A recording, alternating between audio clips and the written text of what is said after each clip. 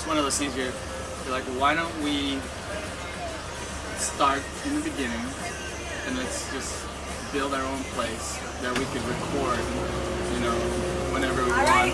Un poquito cansado, pero bien, bien. ¿Y ustedes? Very good. I only speak Spanish. All right. Yes, yes. Y mi español es horrible. All right, so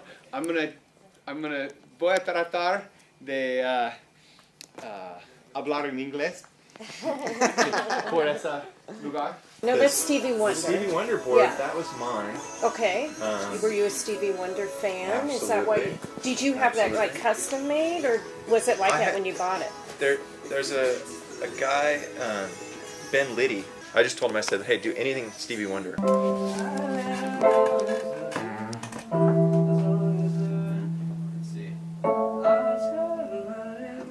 Yeah. Like such weird. Yeah. Right. That was a lot of treading water yesterday for you guys. Did you get tired out No, there but at all? the thing I noticed today was my eyeballs are like scratchy. Are they? From like, cause my eyeballs get so red from sunburn Yeah. and Salt water. Yeah. Yeah. So I woke up and I was like, ow, that hurts. Yeah.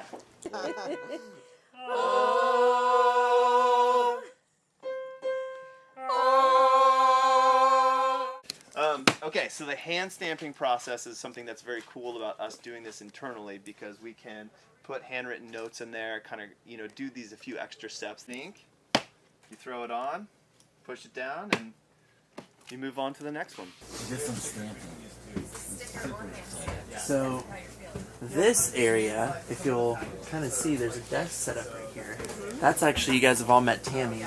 This is Tammy's office, kind of her little desk. And then obviously, if you guys follow the guys on Instagram, these are the signs that they each made. And if you'll look up, we got some of the guys' surfboards. It's crazy. Every time I think that like we have found all the surfboards, they just keep on appearing. This one is actually really cool. So we were at a show, and one of our fans actually made this. He took a surfboard, and covered it, and all the time. So I know Bobby kind of touched on it, but I do the merch and guitar tech for the guys. But all the time we get stuff that people bring to the merch table, and like, hey, can you give this to the guys? And this surfboard right here, this nice woman came up and she was like, I have something for the guys, but it's in my car. And I was like, I don't know if I need to be going to somebody's car with the strangers. Yeah. But it turned out to be absolutely incredible. And I'm so glad that ended up here, because it's just an incredible piece of art. The guys actually prefer dead strings. John is kind of like, well, if a string breaks, change it. Drew is like kind of once every couple of weeks. Tim is every 3 shows. Okay. Yep. Yeah, but it is like I've toured with other bands where they're every show it's new strings on every guitar. Right. These guys, as you would expect, are the best to work with in that aspect too. So I own the merch company that does all the design and printing. So what that looks like is normally Tim or John, sometimes Chad, will come up with an idea, or they'll see a t-shirt and they'll say, oh man, this would be a great Switchfoot shirt. And then, you know, they text me or call me, hey, Fife, what do you think about doing something like this? And then we have a design team that puts it all together. And then it ends up here. And then Bobby takes care of the online stuff, and I take care of all the road stuff. And then I also tune guitar, so you're right. So it's a bonkers day. But look who's joined us.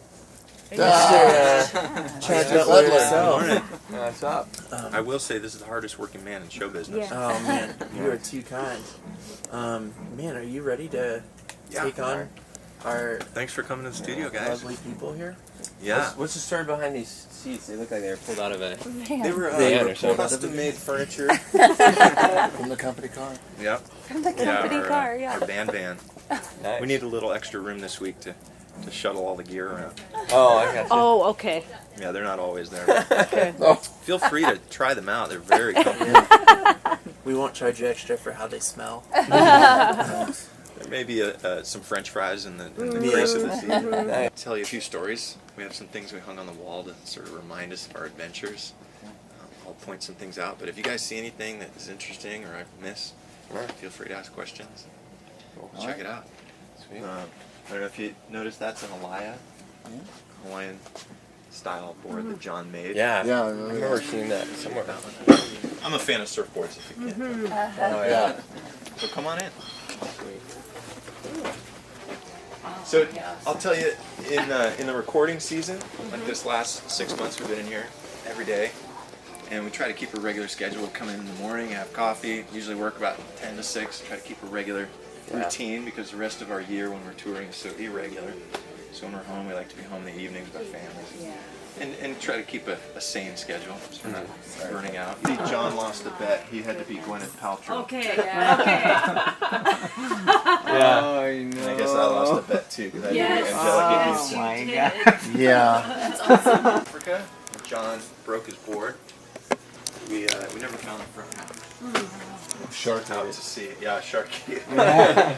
This guitar? That one's just really cool looking. Oh, definitely. That one's not particularly tied to anything. It just looks really good next to this board. Over here, though, this guitar, I will tell you a story about. If you remember the album Beautiful Letdown? Yep. There's a picture of this guitar on the cover Ah, at the bottom of the swimming pool. yeah. Oh yeah. If you remember, on the back, we were sitting on the edge of the pool, and as we were done with the photo shoot and the sun was setting, the photographer took one last shot without us in it, and that became the cover. This guitar. That's John got this guitar at a pawn shop down in Hillcrest. There we go. nice. Harmony. And then, as you step over here, you can see out the window, this is our tracking room. This guitar as well, guys. This is a guitar PRS that John customized with some duct tape for vice versa. And played this for the entire tour. This photo is actually in London. Okay. When he was here. Yeah, I love how he just kind of frames that story and helps people with their stories. Yeah, Which is really cool. he's got a great way of helping you boil down what you're trying to say Yeah. into something that's easy. Yeah, absolutely. That was when you played primarily on the vice versa tour. So just kept that guitar. It's a great approach to life. Yeah.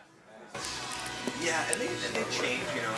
Kind of Yeah. We picked about 20. You'll see there's a list downstairs on the wall. Okay. With another whiteboard. And you'll see maybe 20 or 30 on the wall, and we chose 12 that are on the record. Yeah. 12, right? It is just fun. Yeah, it's 12. Yeah.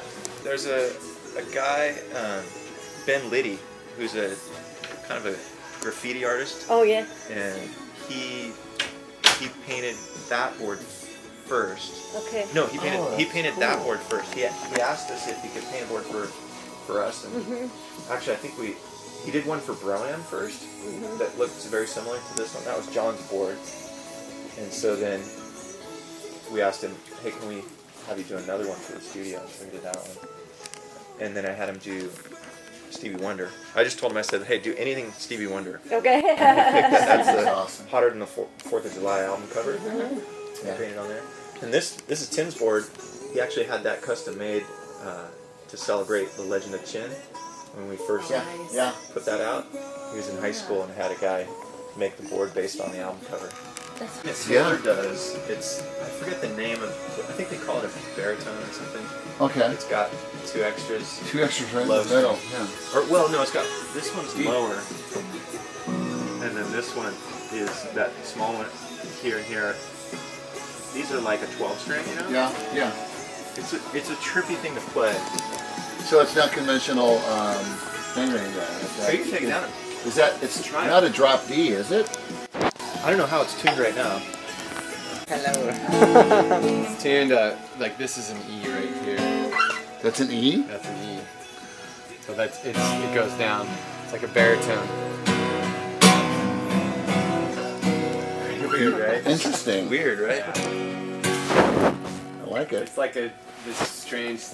I saw Taylor making them, and I'm like, I gotta have one of those because it's just so weird. Yeah. That's cool. They lent it to me for a couple years.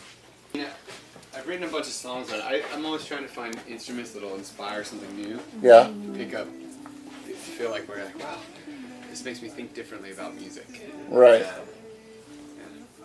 Cool. Right, Thanks. I'm gonna go. Psaltery, the psaltery, what Yeah. is that? Does that make you think differently about music? Yeah, so I studied the Japanese koto in college.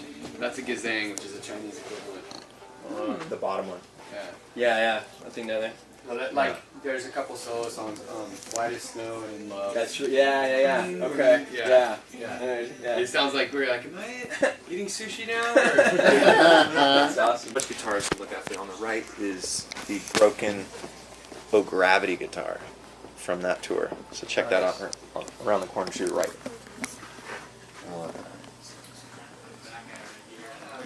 Thanks for coming, guys. Thanks, Chad. I forgot why this broke, Chad. Why did that break? You can ask John. Because John broke it. I love all these guitars.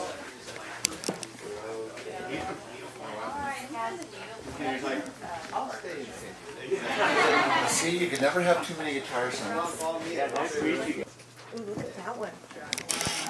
Nice, thanks. I know, that's right. That was perfect, by the way. Wow.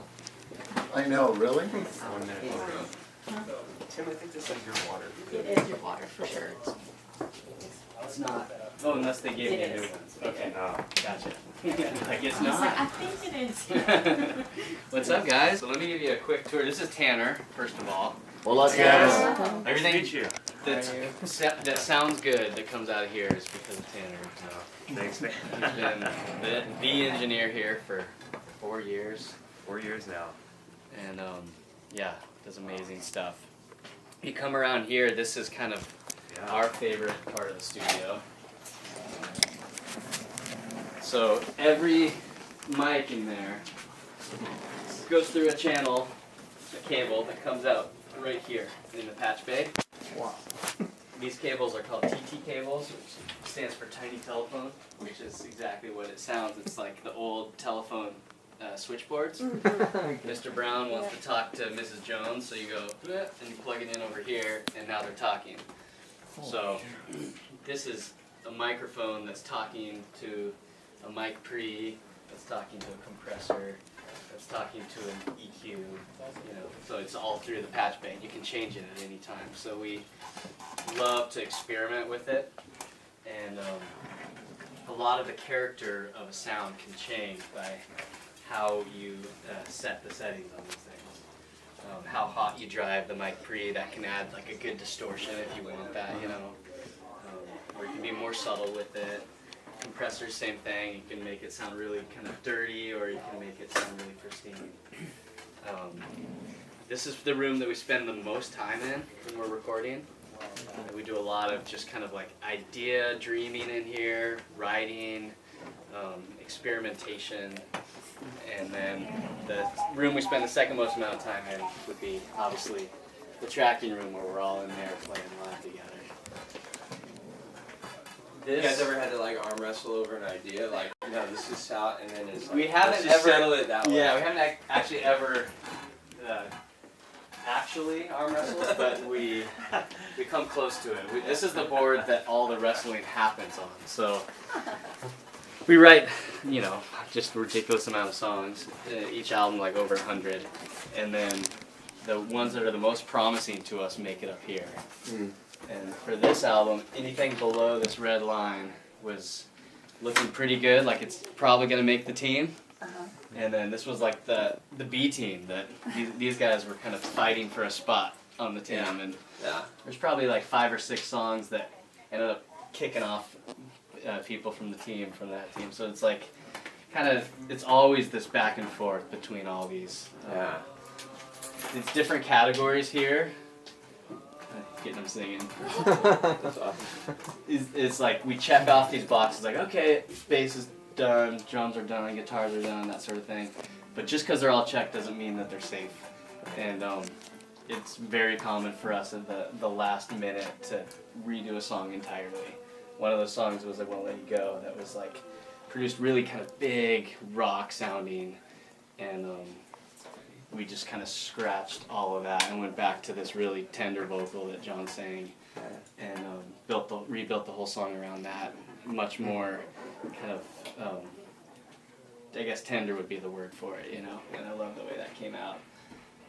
So we try and keep a real loose grip and not get too attached to anything, which is hard to do sometimes, because you'll spend weeks on these songs and then you'll be like, you know what, let's rewrite the chorus, you know, I like this, but the chorus just isn't that great. It's okay, let's rewrite it, you know. And it drives our producers nuts. Crazy. Because everyone else does get attached and aren't used to working that way. Yeah. But we're just constantly pushing for better and better and better. I think influences are good. I think it's good to, like, some people say, when I make an album, I don't listen to anything else. Right. That's not my philosophy. Like, I want to be a sponge, and just like, I feel like there's so much good music being made right now, and You have access to so from the much past, good music. and like, why wouldn't we be influencing each other as artists, you know? And I think all the most exciting times in music were times where everyone was like borrowing from each other. Collaborating. Like, back in the 60s, like talking about the Beatles, they used to have parties with like the Rolling Stones and all these other bands, and they would all just like pass guitars around and listen to what each other were working on. Right. So I think that's music at its best, and so we're totally trying to do that, you know. Cool. And sometimes you have a song that you think is great, but you're having a hard time finding like a home for it, kind of direction-wise, and I think it's good to just kind of like forget about the song for a second and go listen to like 10 of your favorite albums, and then come back and be like, okay, wow, you know, I've got some new ideas for that. Yeah. Beach Boys is a great example. I was listening to a lot of their chord progressions on Pet Sounds when we were making this album, and the song God Only Knows in particular, like it's like. Let's see. Yeah. Like such weird. Yeah. Right. They're like no one writes that. Right. It just changed like 6 keys right there. I know. It's not conventional. But it works. sounds natural, and I think that's the trick, is to do something really unique and clever and not have it sound weird just to sound weird. Right. Have it sound special and still make the song better. And so, we kind of I push. gotta say, the Bull in China sorry. shop kind of, that's pretty weird. I was talking with Jerome on the bus on that one. Yeah. He said, yeah, it's pretty crazy. That's a fun one. He That's said just that. a party. He said John like told him to like just dream as if he was in the clouds or something and go play this piano solo based on this. That was an amazing idea. We were all in here just like, what did he just play? That was amazing. I didn't know he could play it like that. And in typical Romy fashion, when it finished, there's this pause, and then he goes, sorry. And we're all cheering in here. Going, that was awesome. Like he just didn't know what Right. you know? Just overcome by this. That's so cool. A lot of what we do in here is not trying to make things sound perfect and pristine. A lot of times we're trying to make things sound broken in a good way or special, because things that sound clean and pristine, it's just so easy nowadays. Yeah. And we're looking for character, things that sound memorable and don't sound like anything else. And so we come in here and we're like, well, that sounds like a guitar. Let's make it sound like a guitar on Mars, you know? And that's a lot of what Tanner does amazingly well. This is our favorite piece of gear Nice in job. here. This is an old board from the 70s. Yeah. called Calrac. Yeah. And you can drive it really hard and it has this really pleasant distortion, or you can be kind of subtle with it and it just adds this big low end to it. That's a smaller version, isn't it? Yeah, so that's like, we call that a sidecar. Right. That when it was first built, it would be interfacing with a big console. So back in the day, you'd have a console where every, these are like modules. Every channel would have kind of the same sound because they're all part of the same console. The way we built this is you've got a bunch of different character tones you can choose from. So you can be like, I want it to sound like a Neve, or I want it to sound like Calrac, or API. So many choices. Do you take notes? I mean, Tanner, do you take notes on as far as where you're plugging things? Because I'm lost in all your wires here. So I would be thinking that if you're you'd want to have like a notepad about how you're recording the sounds, how you're patching everything in, or Absolutely. As far as like, there's so many options. there are so many options, and certain takes, especially if we want to try to get back to that sound, if we really love that sound. Yeah. I'll make sure to take notes on what the settings were, or like what the signal flow was, Okay. so we can easily get back to it. But yeah. Do you have I a definitely favorite lot of accidental notes. discovery? Oh, that's up, guys? That's a good question. I Probably just blowing up one of these mic pleats, gaining it Yeah. on accident. And then you're like, oh, that's a great Because it was set like that. Cool. Yeah. All right, sorry to break off. We Sorry, gotta. I think John's gonna put you guys to work in there. Nice. He's gonna get you guys singing. Voy a tratar de hablar en inglés por ese lugar. So this is our studio. This is where most of the loud stuff happens. So you got drums, guitar amps around the corner. I do most of my singing, piano, and acoustic guitar, and percussion and everything over there. And everything is set up for speed because I like to get ideas down quickly. I feel like, first of all, I've got a lot of ideas and I want to get them all down, but I also think there's something to the idea that capturing the idea in the moment is paramount to actually having the spirit of what you're trying to say in the moment, you know? So they're called stations. So we'll have a station set up for this, station for that, and it's always ready to roll. And when you're tracking, you're actually, like, you get an idea and you're literally running back and forth. Get this thing, okay, run back. Okay, how did it sound? Oh, did it? Okay, we gotta run back. You know, and so, but I like that. I like the physicality of that. I like movement. So every guitar has a story. All these guitars have their own tone. This is a guitar I bought off of my best friend, I was in a Led Zeppelin cover band with him in junior high. Nice. This is a guitar that I made for my brother. This is Drew's signature model guitar that just arrived today. Wow. Nice. It's beautiful. So, like, they all have like these stories and memories, and so that's why you have all these cases of guitars that over 20 years you're like, I can't get rid of that. It's my best friend from junior high. How could I? Try not to be a hoarder, but at the same time. You just have, you're like, oh. See, honey, that's why we keep them. Well, never sell guitars. The thing is, too, is I always just put them up on the wall. So I'm like, Yeah. it's probably as beautiful as anything I could ever make. So Right. yeah. So that's what we do. And then, you know, these are all the amps have different stories too. This was made by my brother-in-law. This was made by my brother-in-law. These are like old amps. You know, that they all have their own color. And when you're making a record, that's the way I like to think of it. It's colors. Like what color do you need? What tone? How's it going to interact with what's already there? How's it going to tell the story of the song? And what is the record that you're making? What's the intentionality behind it? So that's at the bottom of all this, like this jigsaw puzzle of like tone and trying to figure that out. And what I was hoping to do for you guys is, if we could, this is the mic that I tape everything on, and I'd love to get you guys singing. So at the end of the week, we could give you guys back what you sound like on one of our tunes. You got this, you got this. So beautiful.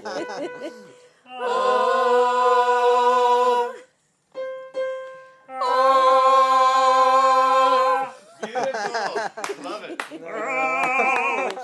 Yeah. Sound a little bit like Tammy. Yeah, you got it. Yeah. So at the end of this whole thing, what we're gonna do is we're gonna put that together with all of your voices. Everyone's voices that's gone through, so you can hear what it sounds like. You guys have any questions?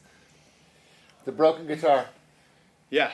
Nobody remembers. What from Gravity? I broke it in Memphis. How did you break it? I don't remember that. It was a really poorly made guitar, to be Okay. honest. And every day we were fixing it, and it also represented a season that was really kind of a dark season for me. Yeah. And so it was this guitar that felt like it represented a lot of broken things, you know. Okay. And so, so like in the middle of the set, this one night it broke again. And I was just like, and started smashing it on the ground. It felt so cathartic and good. You're like, I'm released. Yeah, and so it was in Memphis at this club, and I remember being like, oh, that felt really good. I've only smashed a few guitars, but that was one of them. Yeah, you're not a guitar smasher. I only smashed the ones that I don't like, that aren't worth a lot of money. Yeah. But that one, it did feel like it was like, yeah, this represents this thing. And then for Christmas one year, my mom put it in a little case. Because it did feel like a completion of a season, you know? Yeah. What are some of the like themes that you feel like you always come back to in your songwriting that sort of anchor you? I mean, hope, belonging, longing for desire for more. I think there's things that like, and it's funny because like on the one hand you're trying to explore new territory, but then there's also things that are like, you know what, that's just who I am, and that's my song. I have more to say about. So I want to sing it again. I gotta. There's another part I haven't described. You know. Yeah. So love, trying to figure out the mystery of grace. Like those are things that you're like, no, I'm coming back to that subject. Yeah. More territory to explore there. Yeah, for sure. Yeah. What is your favorite song? My favorite song? Yes. I always say that it's the song I wrote last night. Like, literally, because it's the one that's fresh. And you're like, you gotta hear this. Check this out. You know? Yeah. You toured with a lot of Christian bands, and you've also done some non-Christian shows. Is there any, or some non-Christian bands, is there any band, non-Christian band that you've toured with that you've really enjoyed spending time with? Or that comes to your mind? All of them. I mean, you know, I got a text from a guy in Eve 6 today. Okay. It's just random, like, hey, heard your song Live It Well on the radio, and I try and stay in touch with everyone we've ever toured with.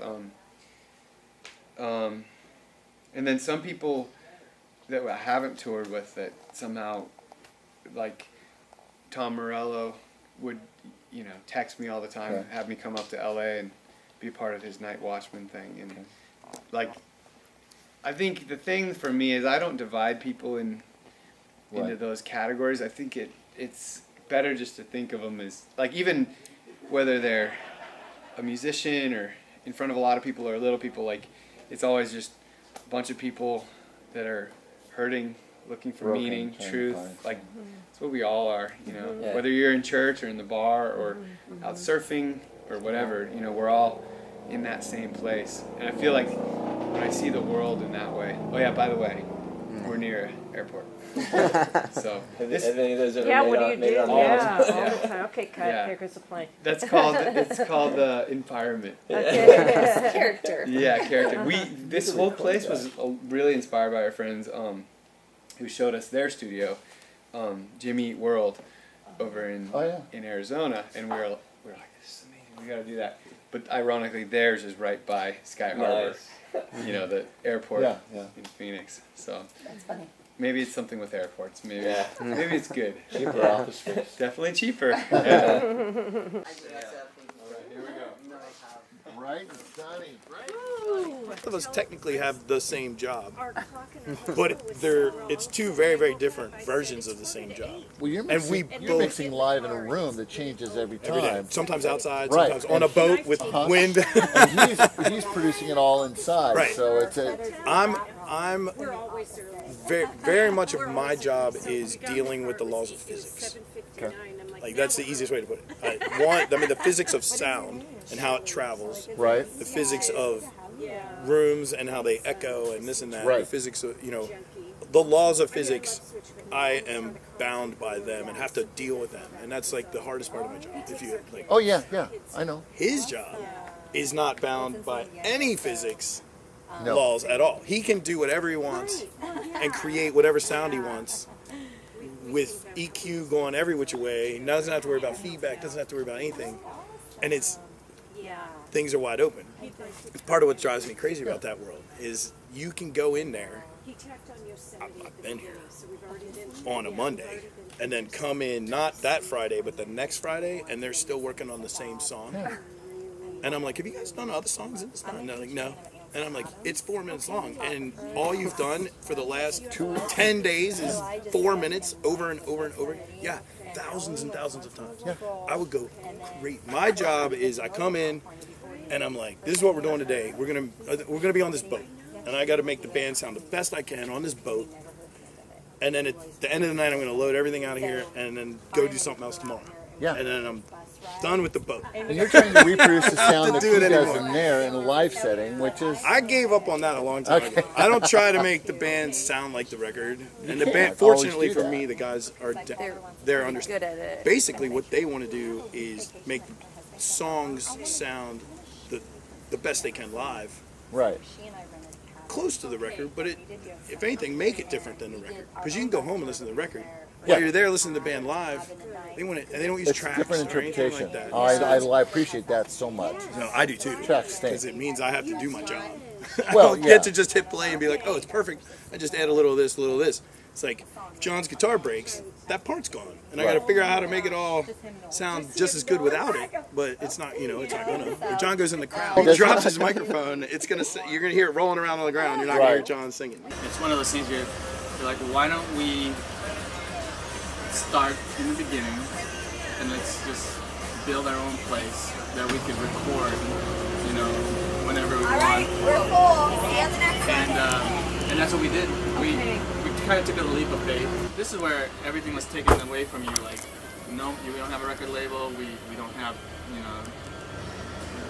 you're not going to be able to record. You don't have access to a studio or anything. I mean, it's you're like, well, then let's just build Do one. our own thing. Yeah, let's just build one, and then we'll see what happens from there. I mean, we didn't know that it was going to be like this. Right. You never know. Right, yeah. Lots of stories. I mean, you probably should spend more. I mean, I wish you guys could spend at least a few hours. This is your station right here. Did you see that? Yeah. Easily.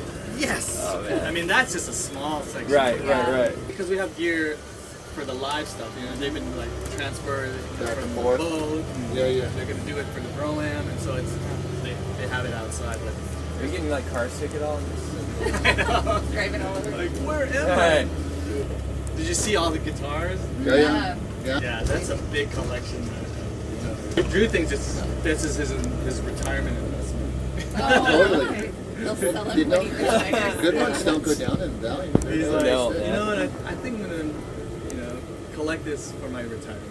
There's a recording season, And then touring. and then there's touring season. We Oh, just they're still in started the the middle. touring season. Right. Yeah. There's no middle ground. Okay. And I was talking to Chad, and we were talking to the Reliant K guys. We're like, I wonder if we should extend this after, like, to the new year, and probably like go to the Northwest. I think, yeah, bring Chad it is up. the guy that kind of routes these things.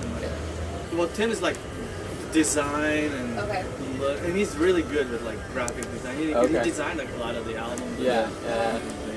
Chad is very good with like touring, Logistics, that kind of stuff. Me and Drew, Because he kind of we're produced more like Fading West, right? yeah. He Yeah. produced that. Drew and I are more like what makes the live show, what makes it the best, and so we create the sounds and all that stuff for that.